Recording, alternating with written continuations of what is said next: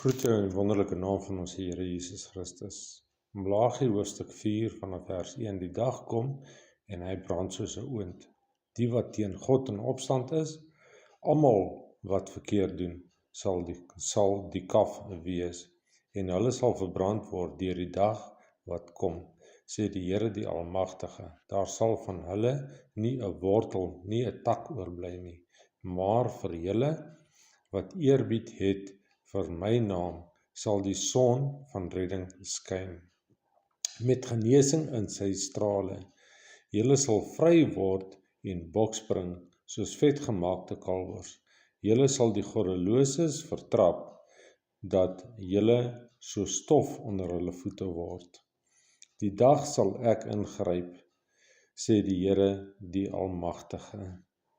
Vers 4 staan daar: onthou die wet van my dienaar Moses, die voorskrifte van die bepalings wat ek aan hom in Hebron gegee het vir die hele Israel.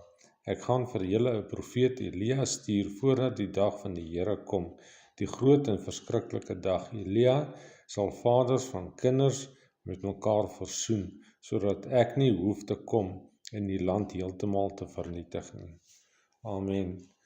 En hierby praat die Vader, ons God, ons heiligmaker, van die dag wat gaan kom. Die dag wanneer hy sy seun Jesus stuur om weer te kom oordeel.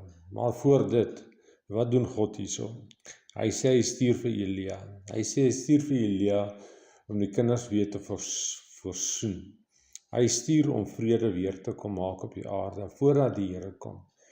So is die genade van die Here, dat dit nie sy doel is om enige iemand te kom vernietig nie, dat hy nie sommer net sal uitval en doodmaak links en regs en alles tot niet maak nie. Nee, dis nie wat hy gaan doen nie. Hy gaan nie kom met 'n groot bol vuur en alles kom vernietig nie. Nee, dis nie wat hy kom doen nie. Hy kom doen om versoening. Hy wil versoening bewerkstellig voordat hy kom.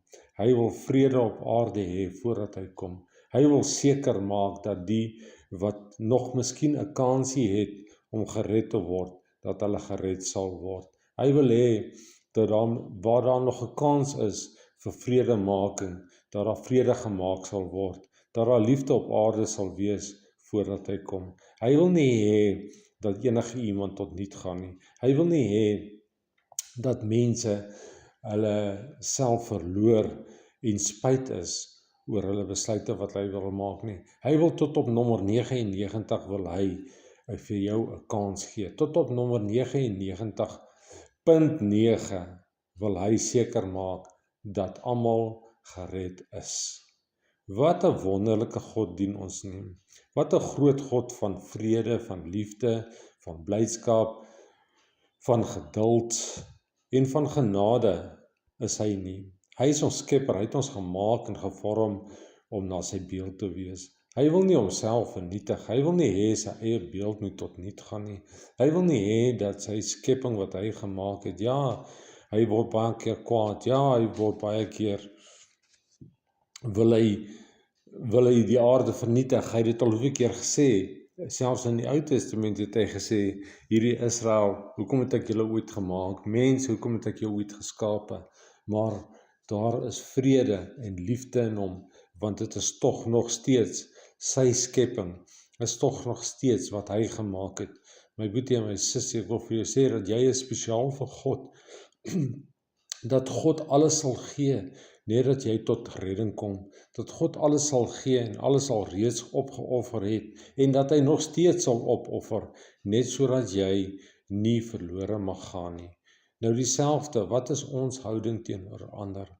Wat is ons houding teenoor ander? Ons praat so maklik van oorlog en ons praat so maklik van vernietiging. Maar wat is die Here se wil in ons lewe? Die Here se wil is dat daar vrede moet wees. Die Here se wil is dat daar moet 'n bymekaarkoms wees. Die Here se wil is dat ons saam een sal wees in liefde en in genade. Mag die Here jou seën, behoed en bewaar, mag hy jou vashou, mag hy jou styf teen hom vasdruk, mag die Heilige Gees jou dra, en mag jy vrede ervaar in hierdie moeilike tyd waarin ons lewe.